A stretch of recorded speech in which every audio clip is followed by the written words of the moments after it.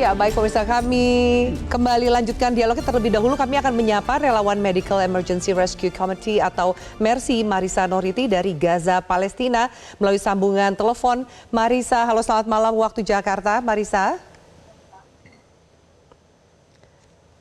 Marisa?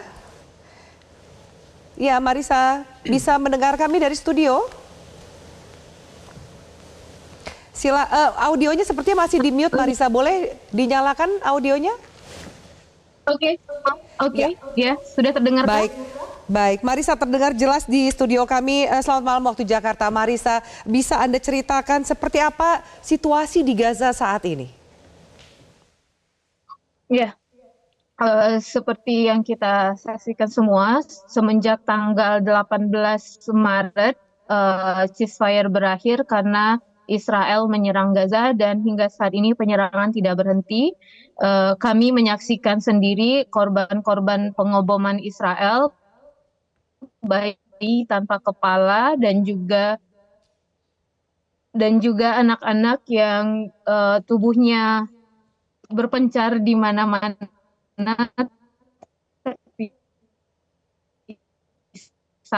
into pieces, dan ada bantuan kemanusiaan yang masuk satupun sejak awal Ramadan, dan bahkan selama Ramadan masyarakat Gaza sudah kekurangan bahan makanan, hanya mengkonsumsi sayur-sayuran saja, tidak ada sumber protein, tidak ada daging, ikan, dan bahkan untuk telur pun kalaupun ada harganya sungguh sangat mahal.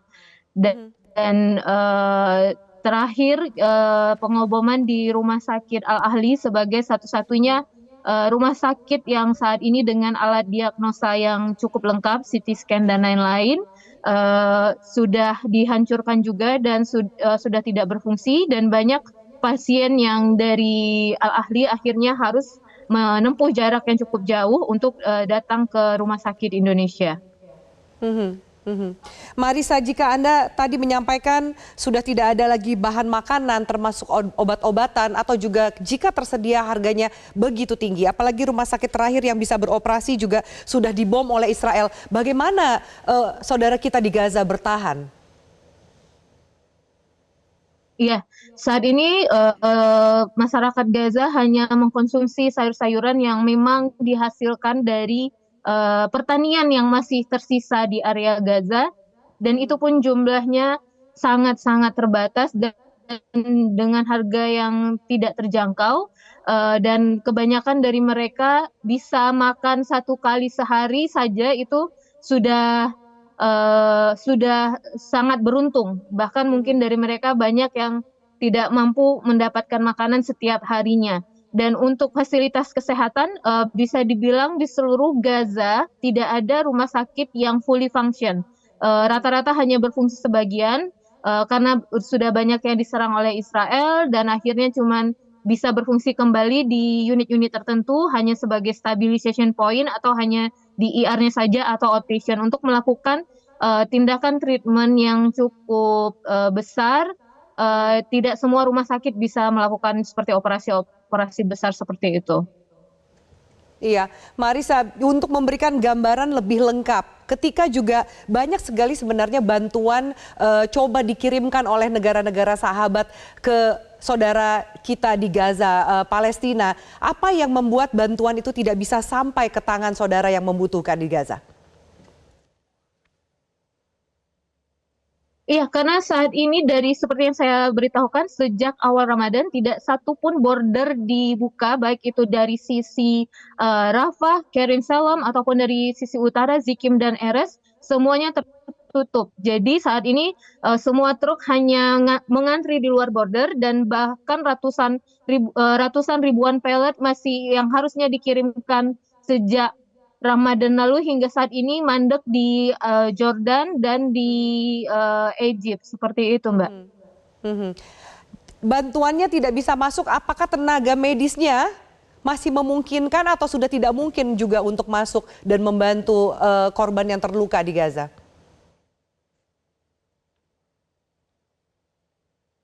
Untuk tenaga medis saat ini masih terbuka akses dengan kapasitas yang juga sudah menurun dibandingkan sebelum dibandingkan ketika ceasefire. Untuk akses tenaga medis yang masuk Gaza di sini difasilitasi oleh WHO, dan ada juga beberapa organisasi yang memiliki akses langsung ke pihak Israel, dan mendapatkan izin dari pihak Israel untuk masuk ke wilayah Gaza. Marisa, apa yang membuat semangat dari warga Gaza tetap tidak padam menghadapi berbagai serangan yang dilakukan oleh Israel? Meskipun dengan kondisi yang Anda sampaikan, bahkan sudah bersyukur untuk bisa bertemu dengan makanan 1 kali sehari. Saudara mereka juga banyak yang sudah meninggal dunia. Apa yang membuat mereka tetap bertahan di sana? Iya, kami sering berbincang-bincang dengan warga Gaza di sini, dengan warga lokal. Hampir sebagian besar dari mereka memilih untuk tetap bertahan bagaimanapun situasinya, walaupun rumah mereka sudah hancur lebur rata dengan tanah. Mereka sangat menyadari bahwa uh, ini adalah tanah kelahiran mereka yang harus mereka perjuangkan, bahwa mereka membawa amanah untuk menjaga tanah kelahiran ini, dan mereka telah bertahan setahun lebih, hampir 2 tahun, 18 bulan. 18 bulan mereka sudah menghadapi segala kesulitan hidup, diserang, kekurangan segala kebutuhan dasarnya, basic needs-nya. Mereka memilih tetap bertahan karena ini memang memperjuangkan tanah kelahirannya. Bagaimanapun kesulitan yang mereka hadapi. Iya, Marisa, selain kebutuhan medis, jika ternyata ada negara yang mencoba untuk membuka pintunya untuk memberikan bantuan pengobatan di negara tersebut, bagaimana Anda melihat respon yang akan diberikan oleh saudara kita di Gaza? Ya, baik. Sebenarnya bantuan medis yang diberikan oleh negara lain itu bukan hal baru sebenarnya. Ini telah terlaksana juga selama perang, difasilitasi oleh UN, dan mungkin juga ada beberapa negara yang memiliki akses langsung yang bisa bernegosiasi langsung dengan pihak Israel untuk mendapatkan izin mengeluarkan pasien yang membutuhkan treatment atau pengobatan ke luar negeri. Akan tetapi berdasarkan pengamatan kami selama ini dan berdasarkan dialog juga dengan keluarga yang salah satu keluarganya sudah dievakuasi untuk mendapatkan treatment di berbagai negara, di Mesir atau di Jordan atau di Eropa, mereka sampai saat ini masih khawatir karena belum ada satupun pasien yang sudah dievakuasi berhasil kembali ke Gaza. Jadi di sini sebenarnya saya juga sempat berdialog tadi pagi, berdiskusi dengan Kementerian Kesehatan Palestina. Saya menanyakan, apakah harapan Anda untuk rakyat Indonesia, pemerintah Indonesia? Mereka meminta agar kita juga bisa meningkatkan kapasitas layanan di sini, dan yang paling penting terutama untuk menghentikan serangan, dan yang kedua membuka blokade, dan membantu meningkatkan kapasitas layanan kesehatan di Gaza dengan mengirimkan lebih banyak lagi tenaga dokter dari Indonesia ke Gaza, dan juga membantu untuk akses pengiriman alat-alat medis yang sangat dibutuhkan di sini, alat-alat medis yang cukup berat seperti CT scan yang untuk Gaza Utara, CT scan itu hanya ada di Al-Ahli dan sekarang tidak berfungsi, dan dengan tipikal korban perang yang politrauma di seluruh tubuh rata-rata sangat membutuhkan alat ini. Dan kemudian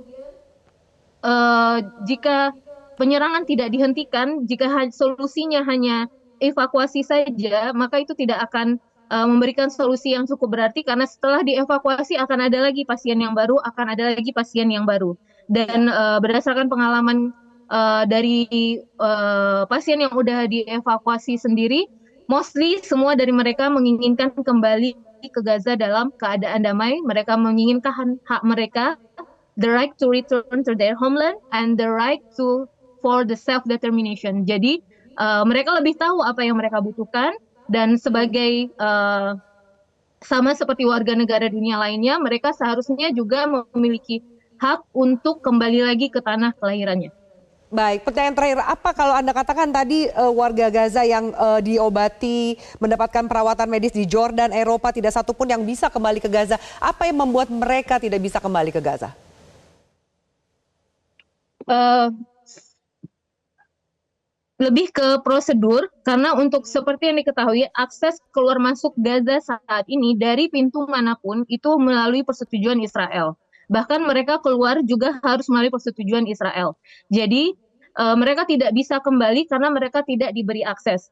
Bahkan saya menyaksikan sendiri ketika Rafah border masih dibuka, saya melihat sendiri bagaimana warga Gaza berdebat dengan petugas border untuk masuk ke wilayah Gaza kembali, dan itu tidak diizinkan. Baik. Jadi sebelum kita memikirkan untuk evakuasi, kita harus memastikan dulu ini sesuai dengan keinginan warga Gaza.